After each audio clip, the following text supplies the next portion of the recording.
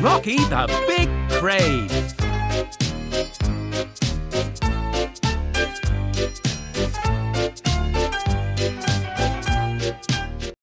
Edward is a really useful engine. He has worked on the Fat Controller's railway for many years. One morning, he steamed into the docks to pick up some heavy pipes. Gordon and Thomas were already there, talking about a new crane called Rocky, who had just arrived on the island.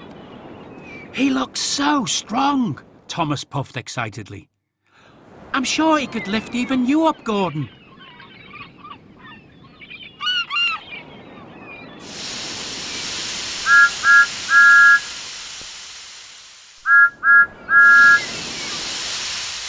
Gordon sniffed. "That crane might be big," he said, "but he has no engine. He can't move unless one of us pulls him." Edward looked at the crane and saw that Gordon was right. "Then I don't think he can be really useful," chuffed Edward slowly. "Quite right, Edward," huffed Gordon. "He will only get in the way."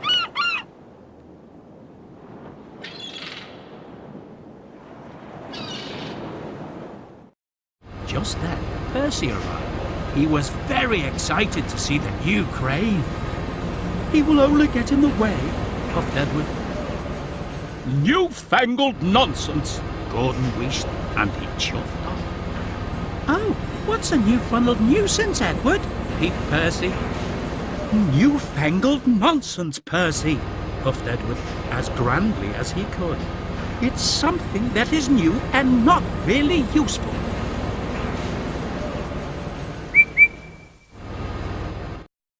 Edward's trucks were right beside the new crane. "My name's Rocky," the crane smiled at Edward. "I'm Edward," puffed the blue engine.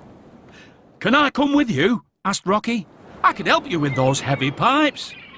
"I don't need your help," sniffed Edward. "Newfangled nonsense."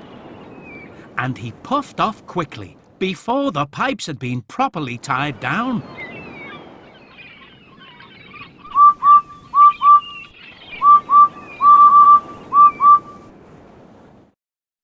Edward was approaching a signal. He was going too fast, but he was so busy thinking about Rocky that he didn't notice. Suddenly the signal changed to red. Edward screeched to a stop. He jolted his truck so much that their sides collapsed. Steel pipes toppled all over the tracks.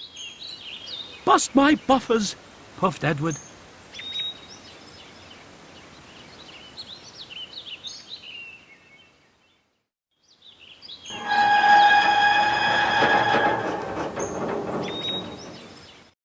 Edward looked at the heavy pipes and wondered if Rocky might help him lift them.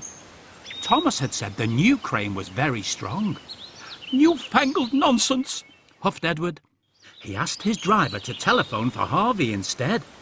Soon the crane steamed up and started moving the pipes. But they were so heavy that he could only lift them one by one. "This is going to take me a very long time," poor Harvey gasped.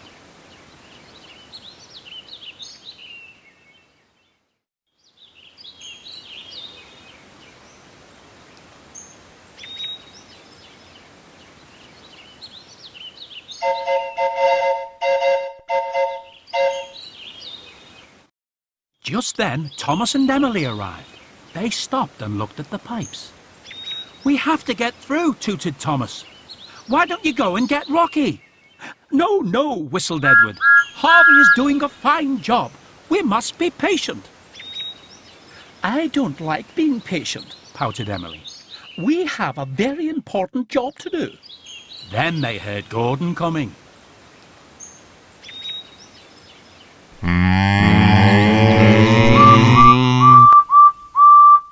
Gordon was rushing along very quickly. He tried to stop when he saw the pipes, but it was too late. He hit them with a loud crunch and came off the track. It was a terrible mess. Gordon lay groaning in a pile of broken pipes. "I can't lift Gordon," sighed Harvey. "He's too heavy."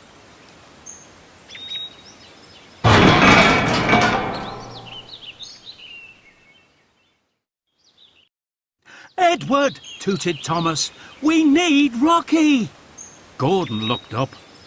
Newfangled nonsense, he sniffed. But Edward knew this was a disaster. Harvey couldn't possibly lift Gordon. There was only one thing to do.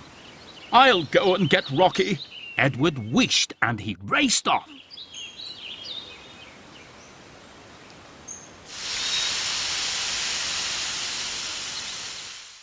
Edward steamed back to the docks. Rocky, we need your help, he whistled. It's an emergency. I'm ready and waiting, Edward, cried Rocky happily.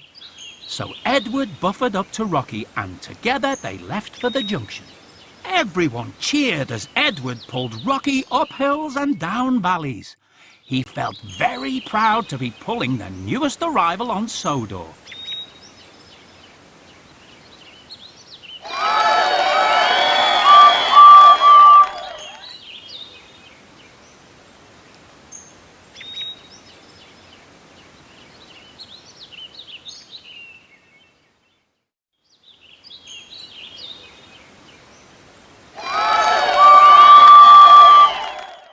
Edward soon pulled up beside Gordon, bringing Rocky to help.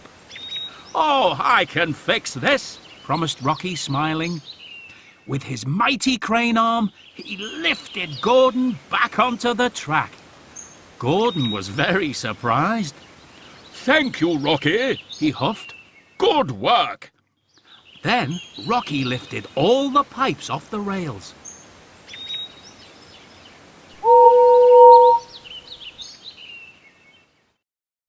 The job was done in no time. Gordon and Edward were very impressed. I was silly to call you newfangled nonsense, wished Edward to Rocky. You might be new, but you're also really useful. Welcome to our island.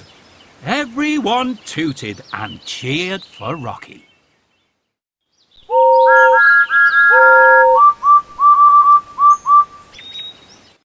The end.